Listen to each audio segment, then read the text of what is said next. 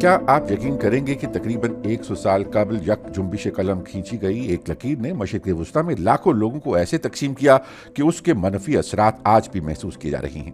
پہلی عالمی جنگ کے دوران برطانوی سیاستدان مارک سائکس اور فرانسیسی سفارتکار فرانسواں جارج پیکو نے ایک خفیہ معاہدہ کیا جس کے تحت پورے مشرق وسطیٰ کو برطانوی اور فرانسیسی اثر و رسوخ والے حصوں میں تقسیم کر دیا گیا۔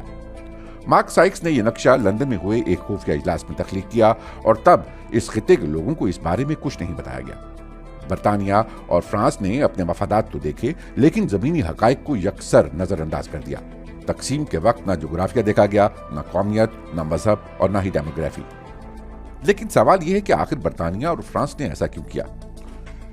پہلی عالمی جنگ میں مشرق وسطیٰ بھی ایک اہم میدان جنگ تھا جہاں نو آبادیاتی طاقتیں یعنی برطانیہ اور فرانس سلطنت عثمانیہ کے خلاف لڑ رہی تھی، جبکہ عثمانی سلطنت جرمنی، آسٹریا ہنگری اور بلغاریہ کے ساتھ تھی۔ نہر سویز برطانیہ کے لیے انتہائی اہم تھی کیونکہ یہ ایک کلیدی بحری راستہ تھا جہاں سے انڈین کولونیل افواج یورپ لائی جا رہی تھی۔ اس لیے تاج برطانیہ اس آبی گزرگاہ پر کنٹرول چاہتا تھا، جبکہ فرانس کے اس خطے میں اقتصادی مفادات تھے اور صلیبی جنگوں کے آغاز سے ہی وہ خود کو مشرق وسطیٰ کے مسیحیوں کا محافظ سمجھتا تھا۔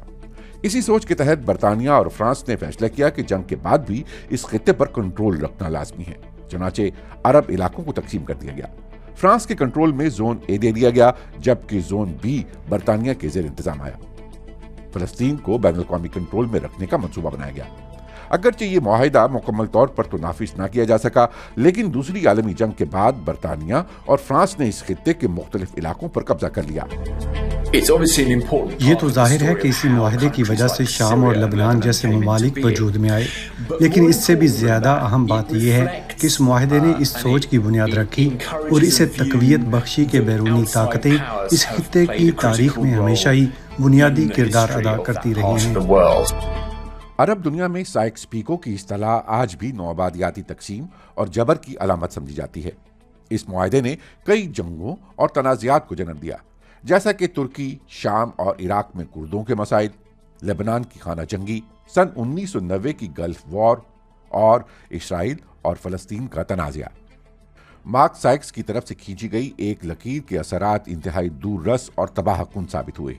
اگرچہ جو کچھ ہو چکا ہے اس کا کوئی مداوع نہیں، تاہم لبنانی امور کی ماہر امل غزال اس خطے کے مستقبل کے حوالے سے پر امید دکھائی دیتی ہیں۔ آج اصل سوال یہ نہیں کہ کیا ہو چکا، بلکہ سوال یہ ہے کہ عرب ریجن کی موجودہ سرحدوں کے باوجود مثال کے طور پر ایک معاشی اتحاد کیسے بنایا جا سکتا ہے۔ عرب دنیا کے موجودہ نقشے کے ساتھ ہی کیا اس ریجن میں یورپی یونین جیسا کوئی ماڈل ممکن ہے؟